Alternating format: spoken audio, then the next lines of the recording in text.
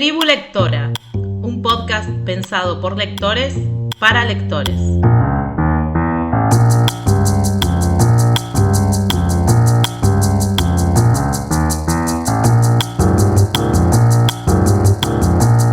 Hola a todos, mi nombre es Vanessa Escoda y conmigo se encuentra mi compañera Fabiana Trujillo. Hola Fabi. Hola Vane, ¿cómo estás? Juntas les damos la bienvenida a la 16ª entrega de Tribu Lectora, un podcast pensado por lectores para lectores, donde la literatura es nuestro territorio y la lectura nuestra lengua común. Así es, ya vamos por el episodio 16. Aquí en Tribu Lectora nos reunimos cada 15 días para hablar de un libro distinto, de su autor. También revisamos rutinas y rituales de creación. Y solemos terminar con novedades sobre la literatura y recomendaciones, ya sean libros, películas o series en torno a lo que estamos discutiendo. Antes de iniciar, como siempre, les extendemos la invitación a sumarse a nuestro club de lectura virtual. Nos reunimos mensualmente. Ahora estamos por juntarnos nuevamente a conversar del último libro del ciclo Maneras de Irse. Estamos leyendo la novela de la escritora argentina Salomé Esper, La Segunda Avenida, de Hilda Bustamante. Una novela corta. Si se animan todavía se pueden escribirnos y sumarse. Nos contactan a través de nuestro Instagram, tribulectora.cdl, o por correo electrónico tribulectora.cdl@gmail.com para tener más información de cómo participar. Sí. En esta ocasión vamos a conversar sobre un par de relatos que se encuentran dentro de una antología de cuentos irlandeses que lleva por título Cuentos Irlandeses Contemporáneos, que está editado por Eterna Cadencia. If you'll be the lass of Aughrim, as I'm taking you mean to be, tell me the first token that passed between you and me. Ella dormía profundamente. Gabriel, apoyándose en el codo, se quedó un momento mirando sin rencor su pelo enmarañado y su boca entreabierta, escuchando su respiración profunda. Así que había tenido esa experiencia romántica en su vida. Un hombre había muerto por ella. Casi no le apenaba ahora pensar en lo ínfimo que era el papel que él, su esposo, había tenido en su vida. La miró mientras dormía como si él y ella nunca hubieran convivido como marido y mujer. Sus ojos curiosos se posaron largo rato sobre su cara y su pelo, y cuando pensó cómo habría sido ella entonces, en la época de su primer esplendor juvenil, lo invadió una extraña piedad amistosa.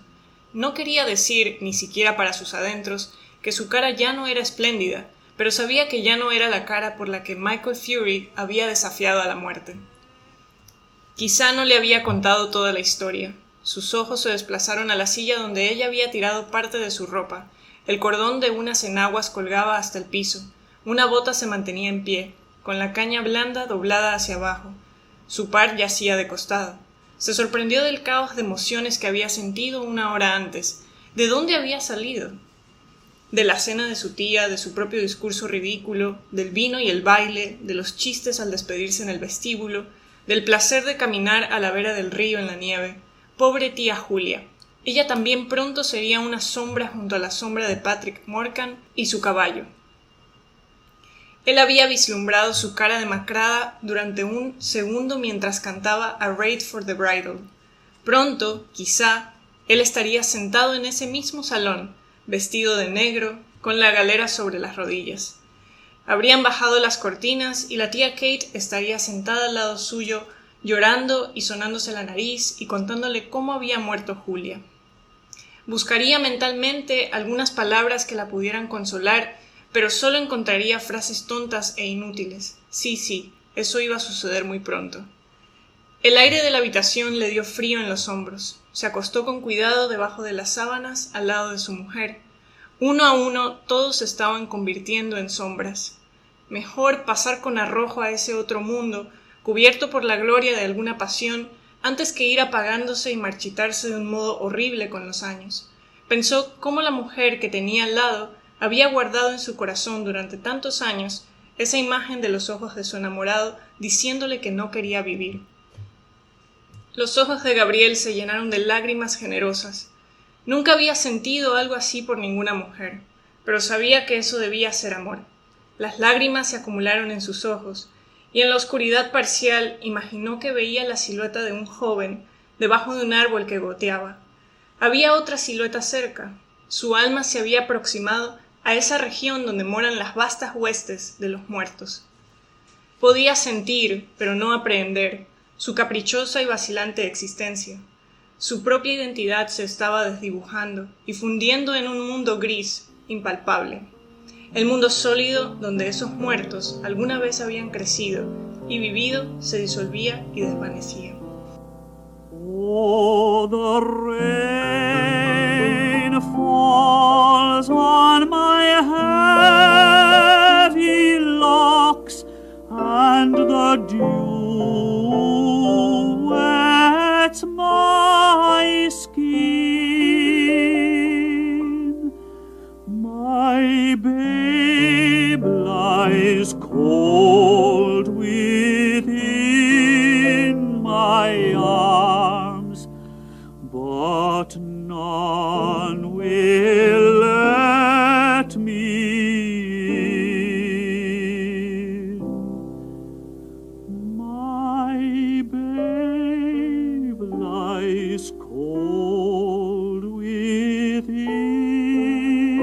my arms, but none will let me in.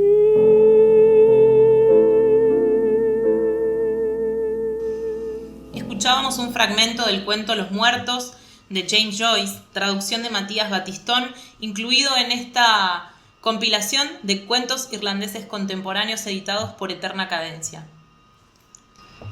En esta ocasión vamos a empezar, como siempre, conversando un poco sobre la vida de este autor y también de otro más de nombre Frank O'Connor, del que conversaremos un poco sobre otro cuento que hemos elegido. Pero iniciaremos con la gran figura de Joyce, de la que creo que también se conoce mucho a nivel de literatura universal. Pero en cuestiones biográficas, Joyce nació en Dublín en el año 1882 y falleció en Zúrich en el año 41. Él es aclamado por obras como Ulises, de la que creo que muchos tienen la idea o conocen el título, ya sea que lo hayan leído o no, y también por una novela suya que fue un poco más controvertida, que es Finnegan's Wake, del año 39. También ha sido muy valorada la serie de cuentos, historias breves titulada Dublineses, a la que pertenece este cuento que leíamos, así como su novela semi-autobiográfica, Retrato del artista adolescente. Sí, también él ha destacado por pertenecer a una corriente literaria más bien de vanguardia y ha sido enmarcado dentro del modernismo anglosajón. Hay muchas categorías, pero básicamente esta reúne a un grupo de escritores bastante célebres como T.S. Eliot o Virginia Woolf, Ezra Pound, Wallace Stevens, y entre esos también se encuentra el mismo James Joyce. Y aunque pasó gran parte de su vida adulta fuera de Irlanda, todo su universo literario está allí. Sí. Tiene un lazo muy fuerte con la ciudad nativa, con Dublín. En particular, la relación problemática que había con la Iglesia Católica de Irlanda y que se refleja a través de los conflictos interiores que atormentan a su alter ego en la ficción, representados por el personaje de Stephen Dedalus. Sí, es interesante porque podrá ser un poco paradójico, pero a pesar de que él no estuvo durante algún tiempo en Irlanda, pero escribió mucho sobre Irlanda, fue un escritor que a pesar de su regionalismo llegó a alcanzar reconocimiento internacional o una visión más bien cosmopolita dentro de su literatura. Acerca de este cuento, Los Muertos, decíamos que es parte de esta colección de historias breves llamada Dublineses. queremos, antes de entrar en el detalle del cuento en sí, hacer una breve mención a la introducción que tiene este libro de cuentos irlandeses contemporáneos. Es una selección de cuentos editada por Eterna Cadencia y que tiene un trabajo de compilación y también unas palabras preliminares de Sinead Mackay Eyoda, disculparán la pronunciación del irlandés, no es nuestro fuerte, y de Jorge Fondebrider, que es también un escritor y traductor argentino, al que ya hemos mencionado aquí, porque es el traductor de Claire Keegan, ¿no? Entre otros. Ellos hacen un recorrido sobre la tradición cuentística en Irlanda, y que tiene origen en algunos cuentos de, por ejemplo, George Moore, y especialmente los dublineses de James Joyce, ¿sí? Que es el con el que se abre esta compilación. Hasta antes de estos escritores más modernos, digamos, la literatura irlandesa dependía mucho del folclore, ¿sí? de la tradición oral del folclore irlandés, o de una narrativa inglesa, ¿sí? A donde además había un narrador que comentaba lo narrado e impedía que hubiera diversos puntos de vista en la narración, ¿no? Entonces, autores como Moore y Joyce, influenciados por algunos escritores de la Europa continental como Flaubert, Maupassant, Turgenev y Chekhov, le dan esta nueva impronta a la literatura irlandesa más moderna, ¿no? Sí, y esto es algo que podemos observar ya en el cuento Los Muertos. Se instaura como un nuevo acercamiento al tratamiento de la narración, específicamente a través del narrador. Se ofrece también como una multiperspectiva y una especie de como de intrusión o de poder llegar a conocer la conciencia de un personaje, a la vez que también lo que transcurre a manera como en el exterior de la situación, ¿no? Que se está contando. Entonces hay una flexibilidad de la narración que sucede entre los pensamientos del protagonista, al que ya vamos a conversar, y lo que lo está rodeando a él y las situaciones que se presentan. Sí, y ese exterior en los cuentos estos empieza a estar dado por el diálogo, que hasta el momento a nosotros ahora nos puede parecer una obviedad, ¿no? El diálogo en un cuento, pero hasta ese momento en los cuentos irlandeses no había presencia de diálogos, y eso lo incorporan ellos. Más adelante vamos a hablar de otro autor, Frank O'Connor, que representa otra etapa de la literatura, al menos de los cuentos en la literatura irlandesa, que tiene que ver con una búsqueda de la identidad nacional, la época de las luchas de la independencia, las guerras civiles y un esfuerzo por diferenciarse de Inglaterra, ¿sí? Y también una presencia sumamente fuerte y condicionadora de la Iglesia Católica, que moldeaba la moral de los irlandeses, y O'Connor empieza a introducir estos temas, ¿sí? El nacionalismo, la religiosidad, la tolerancia, la diferencia con los ingleses y demás. Si nos vamos un poco más adelante en el tiempo, ya casi hablamos de autores contemporáneos, empezamos a encontrarnos con otras temáticas: la sexualidad, la puesta en cuestión del poder de la Iglesia, que había arrancado pero de manera un poco más, no sé si tímida o más lenta en los autores de la etapa de O'Connor, los conflictos entre los católicos y los protestantes y demás, que podemos encontrar en autores más contemporáneos, como decíamos, como por ejemplo Claire Keegan, ¿sí? El caso de Cosas Pequeñas como Estas, que es un libro que denuncia prácticas de la Iglesia Católica en Irlanda de los 80 y demás. Ya estamos un poco más cercanos al presente. Pero bueno, nosotros nos vamos a detener ahora en el padre del cuento moderno irlandés, que es James Joyce. Sí. Este cuento, como habíamos mencionado, se encuentra dentro de Los Dublineses, una novela corta que en apariencia puede ser una recopilación de cuentos realistas, pero que interesantemente en su estructura esconde asuntos más simbólicos y más profundos. También algo curioso que yo no sabía de esta antología es que sigue como una secuencia en la que empezamos leyendo cuentos en los que los personajes son más bien niños o muy jóvenes, y después encontramos cuentos de adultos jóvenes hasta llegar finalmente a una sección de cuentos que termina con este cuento, Los Muertos, en los que los personajes son adultos y adultos un poco más tal vez cercanos a la mediana edad, que tienen otro tipo de reflexiones y otra perspectiva de la vida. Entonces es interesante ver cómo Los Dublineses también ofrece como un vistazo a las diferentes etapas de la vida, siempre también haciendo referencia al contexto irlandés.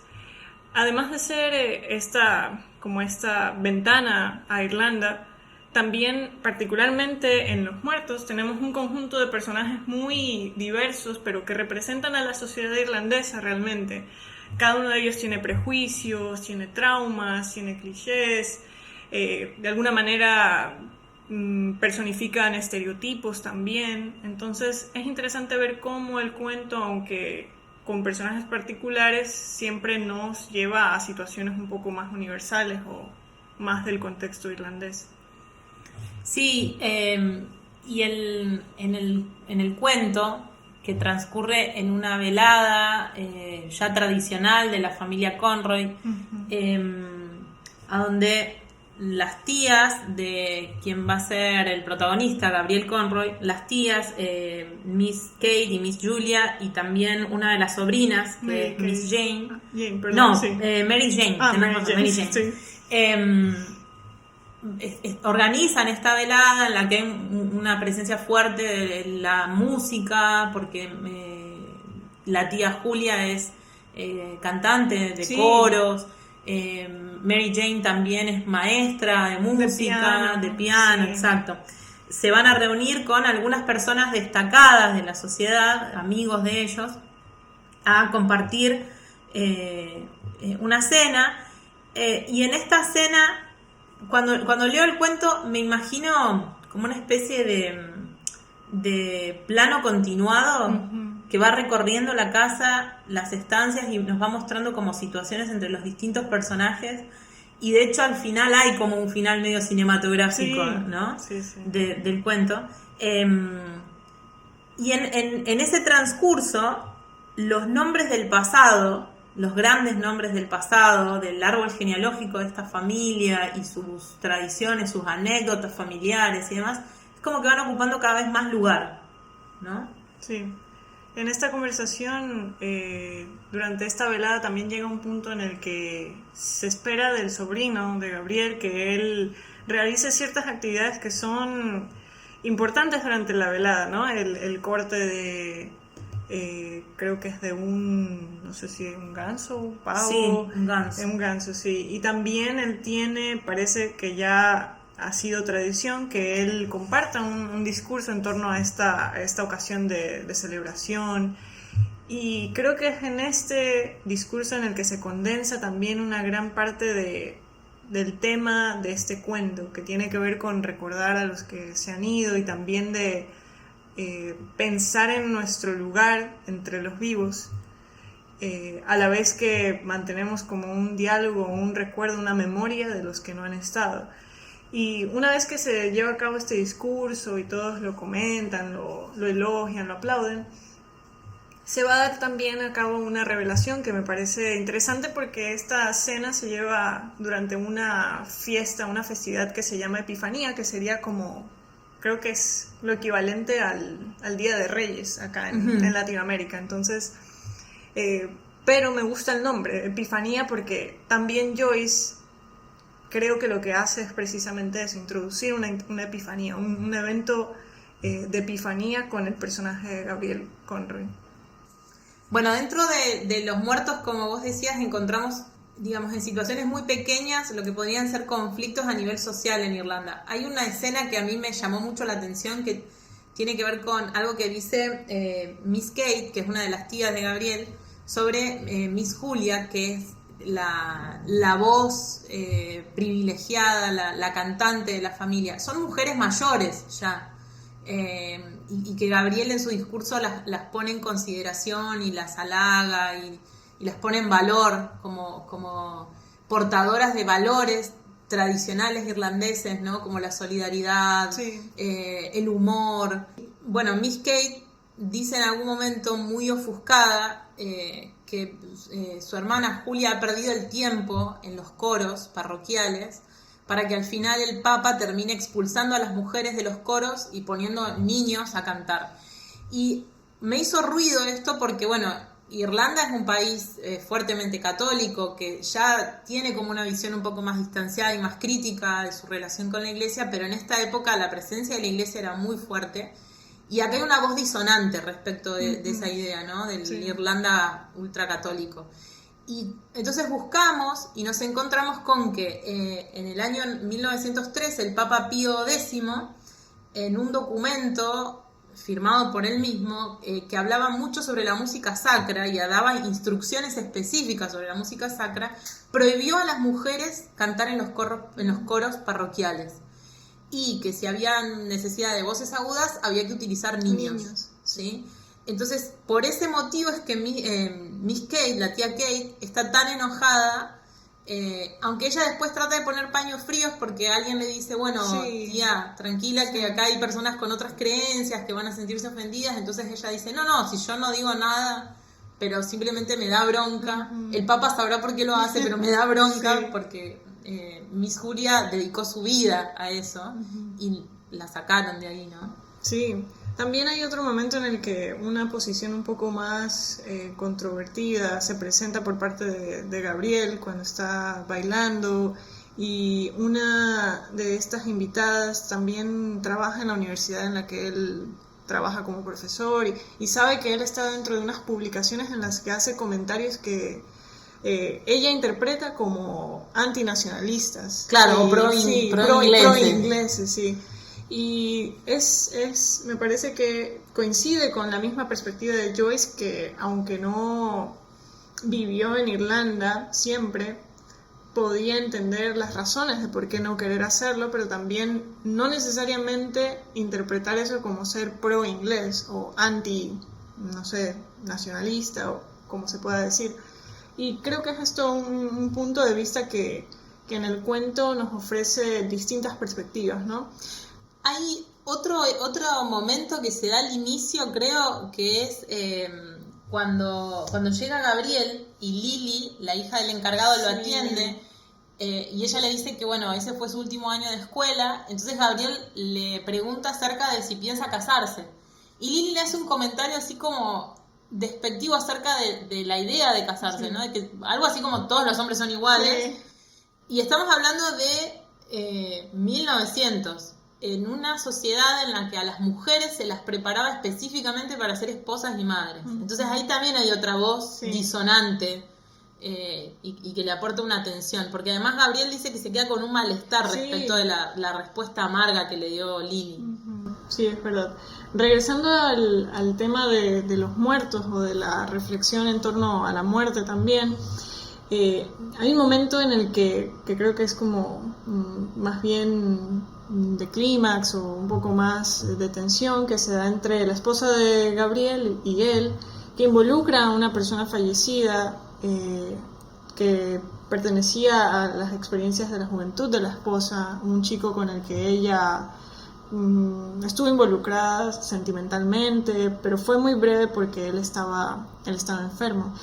Y bueno, no voy a dar más detalles sobre eso, pero el punto es que la mención de este joven fallecido es lo que también desemboca en muchas inquietudes personales de Gabriel y de su lugar y de su vida.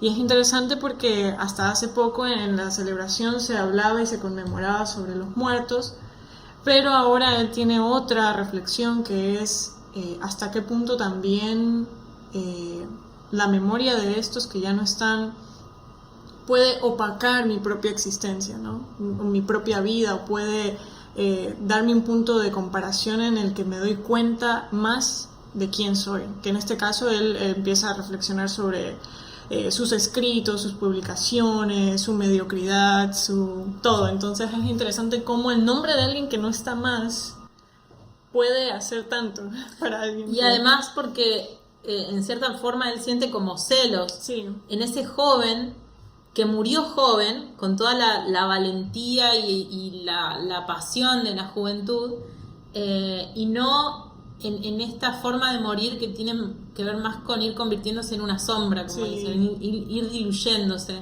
O sea, hay algo que él envidia en ese acto de morir de amor a los 16 años.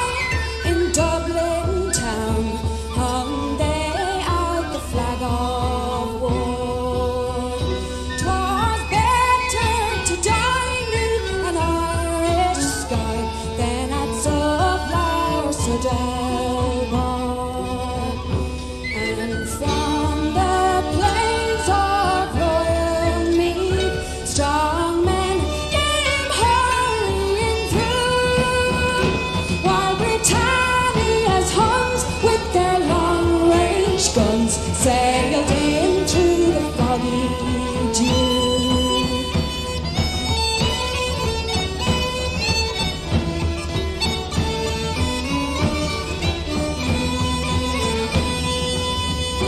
The bravest fell and the requiem bell rang mournfully and clear for those who died that Easter tide in the springing of the year, while the world did gaze with deep amaze at those fearless men, but few who bore their fight, that freedom's light might shine through the foggy dew.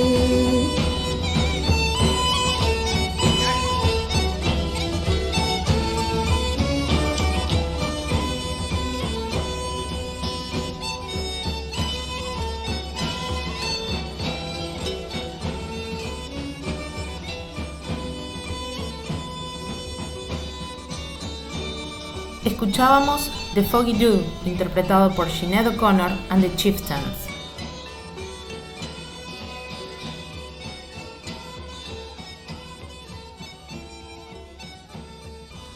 Bueno, y para continuar con otro de los cuentos que trajimos hoy para compartir de esta colección de cuentos irlandeses contemporáneos, vamos a hablar de un escritor de una generación posterior a Joyce, Frank O'Connor. El cuento se llama Invitados de la Nación. Hay una traducción en España, creo que es la editorial Navaja Suiza, que se llama Huéspedes de la Nación. Está un poco cambiada la traducción. La traducción que se hizo para la edición de Eterna Cadencia, que es una editorial argentina, la hizo Andrés Ehrenhaus.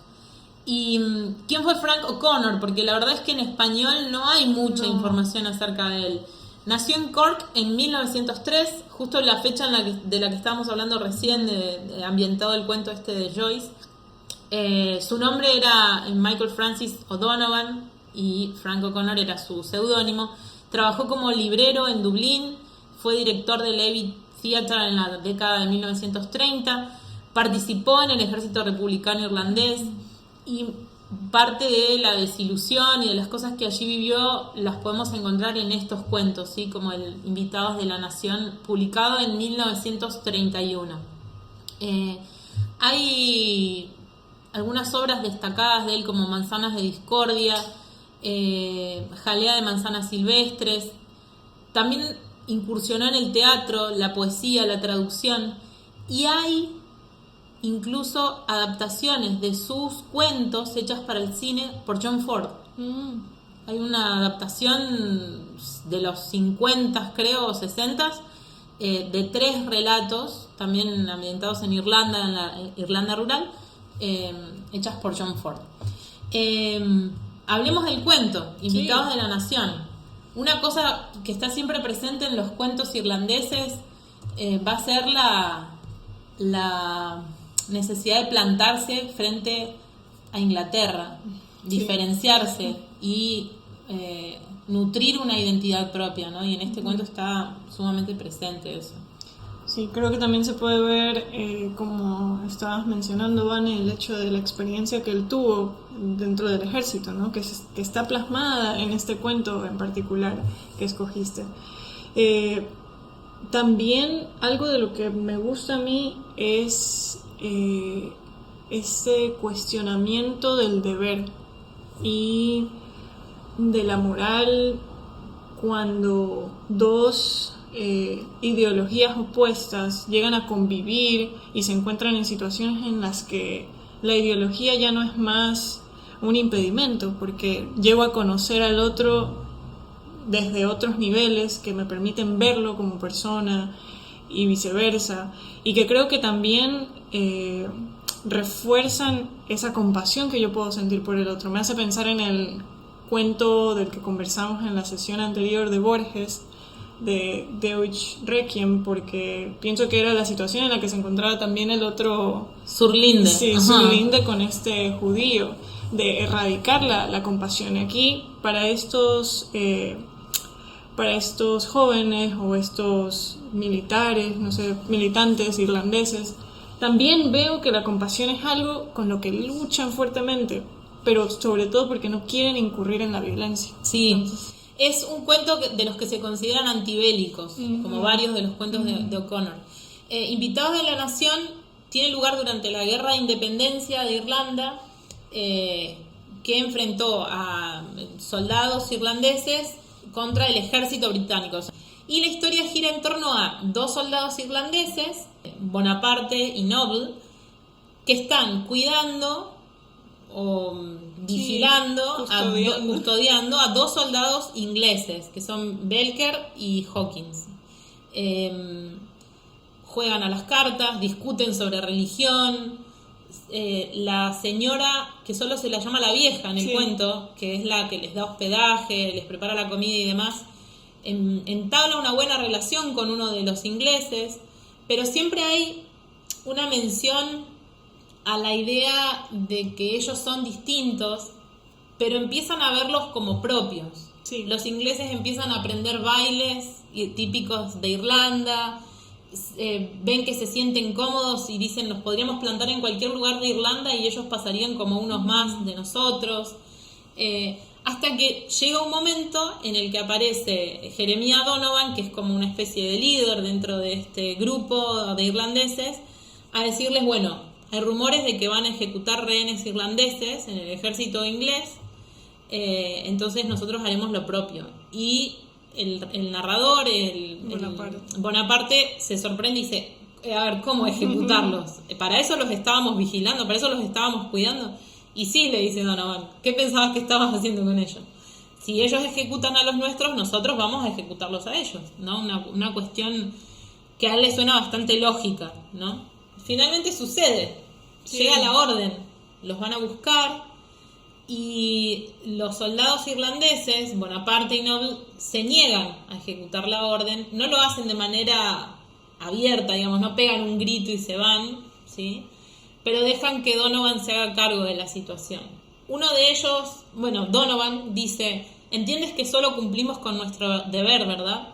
La verdad es que nunca tuve una idea clara de qué es el deber, dice uno de los ingleses, el último que va a ser ejecutado. Ustedes para mí son todos buenos muchachos, si te refieres a eso, no tengo quejas. Y acto seguido muere ejecutado. Y entonces ahí nos pone frente a la cuestión de qué es el deber. Sí. Hay un poema que quiero mencionar como una última acotación a este relato que es genial y que todavía resuenan para mí las últimas oraciones en las que me parece que es Bonaparte el que dice que después de eso no fue nunca más la misma persona, y son más bien las reflexiones de las consecuencias de la violencia, ¿no?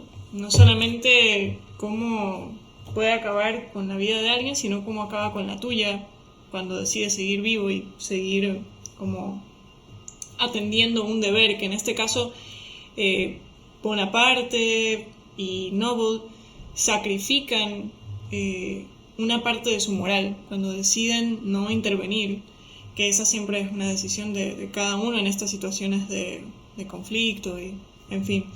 Hay un poema de Yeats que se llama Un aviador irlandés prevé su muerte, y es un poema en el que también se hace referencia a un soldado irlandés que decide, no tiene creo que mucha alternativa, va a tener que morir, sacrificarse. Y hay un cuestionamiento también interesante. Él en algún verso del poema, no lo voy a leer todo, pero él dice: no me obligó a luchar deber ni ley, ni hombres públicos, ni encendidas masas. Entonces también hay como una idea sobre qué es el deber.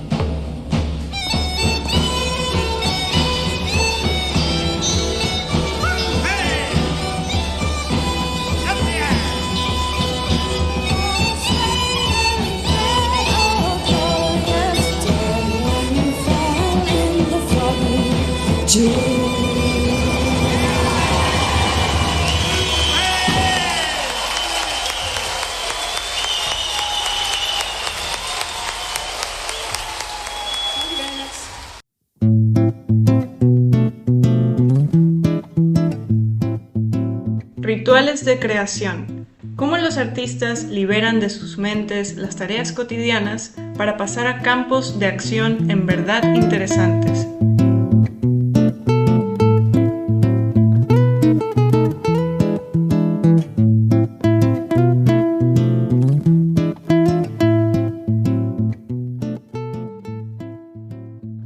Bueno, Fabi, seguimos hablando.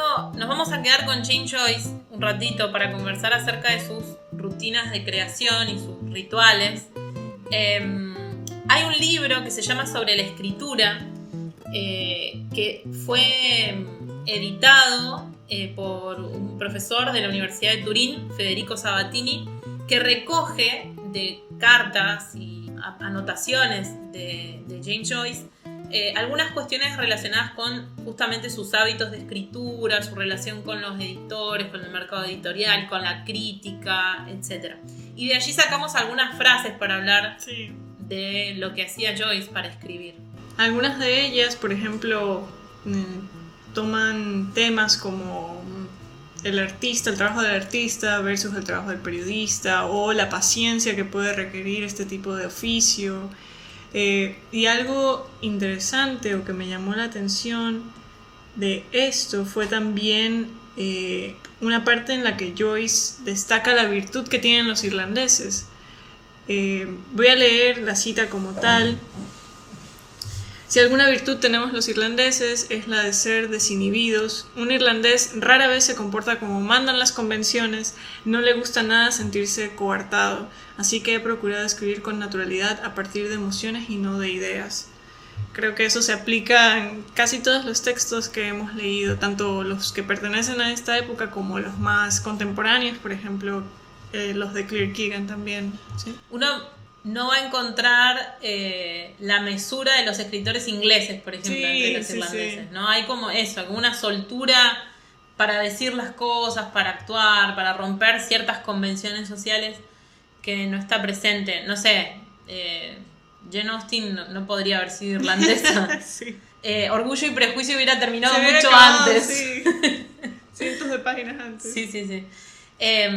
Algunas de las otras cosas que encontramos interesantes para compartir en este libro sobre la escritura, que recoge frases y anotaciones de Joyce sobre la escritura, es lo que él pensaba sobre cómo debía ser un escritor moderno.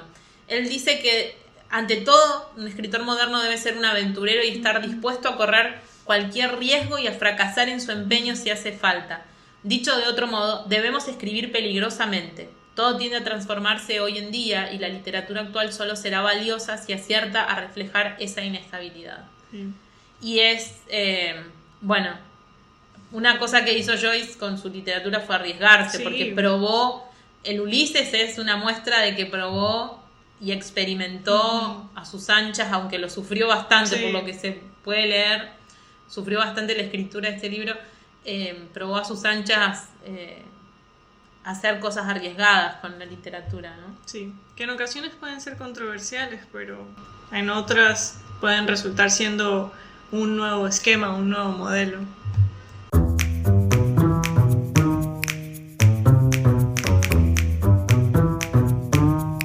Antídotos tribales.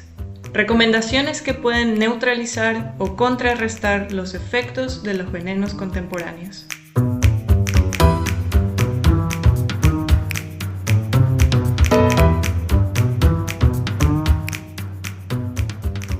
Bueno, Vane, ya estamos en la última parte de nuestro podcast. Hemos llegado a la sección de las recomendaciones y tenemos en esta ocasión un texto que se llama Flores extrañas. Sí, es una, ya que estamos hablando de autores irlandeses, es literatura irlandesa. El autor es Donald Ryan. Flores extrañas es su quinta novela y fue en el año 2020 considerada como la mejor obra de ficción de los Irish Book Awards. Irlanda es un país que le da bastante espacio y financia, porque no alcanza con darle espacio, sino también hay que Sí, dar recursos. financiamiento y recursos para que así sea, a los artistas, con residencias, con becas, y no en vano es un país que tiene varios premios Nobel y varios escritores sumamente reconocidos en el ámbito de la ficción, ¿no? Y Donald Ryan es un escritor más contemporáneo, y decíamos que esta Flores extrañas es su quinta novela, y tiene que ver con la historia de una familia, la familia Gladney, que vive en un pequeño pueblo irlandés. Tienen una vida tranquila, rutinaria, rural. Un día su hija, adolescente, Moll, decide irse. Se prepara su bolso, se sube a un bus a Nenagh y luego el tren a Dublín y se va. Y la familia no sabe por qué. Y por mucho tiempo la familia no sabe qué ha sido de su hija. La van a buscar pero no la encuentran.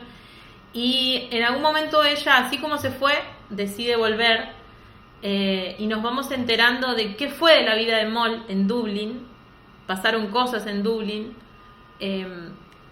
Empiezan a florecer estas flores extrañas de las que habla el título. Estas cosas que rompen con esa vida tranquila del pueblo rural irlandés. Y también vamos viendo qué pasa con los padres de Moll cuando ella aparece con esta nueva vida que trae desde la ciudad, que modifica la vida del pueblo también. Sí. Así que sumamente recomendada la novela Flores extrañas.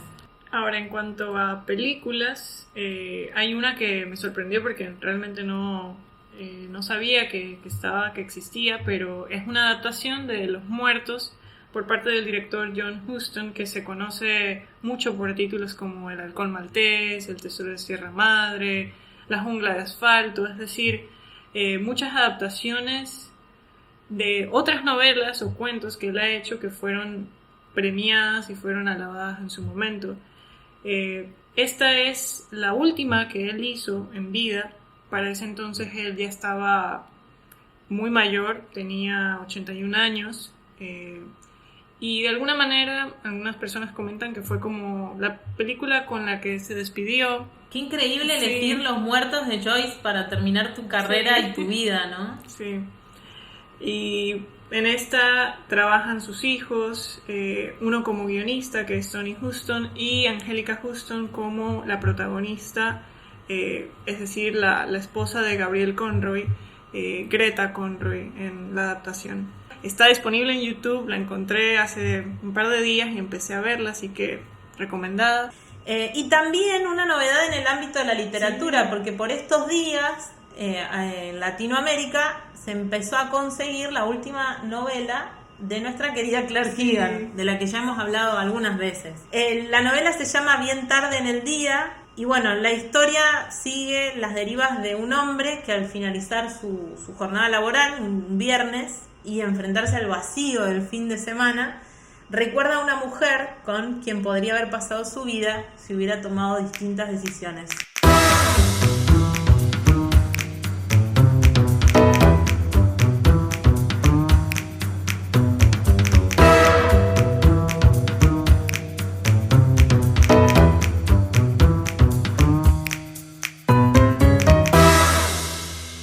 Bueno, Fabi, llegamos al final de este episodio, el número 16. Les agradecemos como siempre la escucha, a aquellos que nos dejan comentarios en las redes, que comparten nuestros episodios. Gracias por estar ahí. Y los invitamos a que puedan sumarse a nuestro club de lectura. Siempre tienen la invitación abierta. La próxima semana nos vamos a encontrar para charlar sobre el libro La Segunda Avenida de Hilda Bustamante de Salomé Esper. Y luego de esta sesión les vamos a contar de qué será el próximo ciclo. Nos frotamos las manitos porque se vienen un par de libros tremendos. Cositas. Sí, se vienen cositas. Bueno, Fabi, gracias. Hasta la próxima. Chao.